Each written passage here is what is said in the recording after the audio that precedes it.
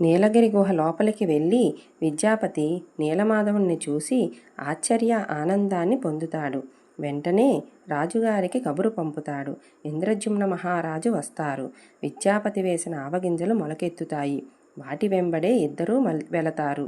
కానీ అక్కడ చూడగా నీలమాధవుడు కనిపించడు. అప్పుడు ఇంద్రజుమ్న మహారాజు చాలా నిరాశపడి బాధపడతాడు.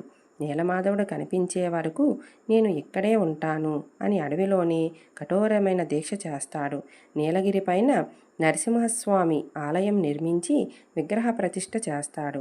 అక్కడే నిద్రిస్తూ ఉండగా విష్ణువు ఆ రాజుకు కలలో కనిపించి, నేను దారు రూపంలో సముద్రంలో తేలుతూ వస్తానని, శిల్పి చేత శిల్పాలు చెక్కించి ఆ శిల్పాలను ప్రతిష్ఠించమని చెప్తారు. దారు అనగా కొయ్య. వెంటనే రాజు సముద్రం దగ్గరకు వెళ్తాడు. దారు తేలుతూ కనిపిస్తుంది.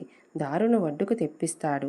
విశ్వబ్రహ్మ ఒక పండితుని రూపంలో వచ్చి శిల్పాలు చెక్కుతానని అంటారు.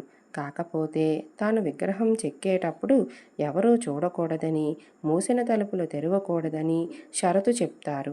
ఆ దారును ఒక గదిలోకి తీసుకు వెళ్తారు. కొన్ని రోజులు గడిచిన తరువాత బయటకు రాకపోయేసరికి రాణి గుండీచ గది దగ్గరకు వెళ్ళి శబ్దం వస్తుందా అని వింటుంది. మొత్తం నిశ్శబ్దంగా ఉంటుంది.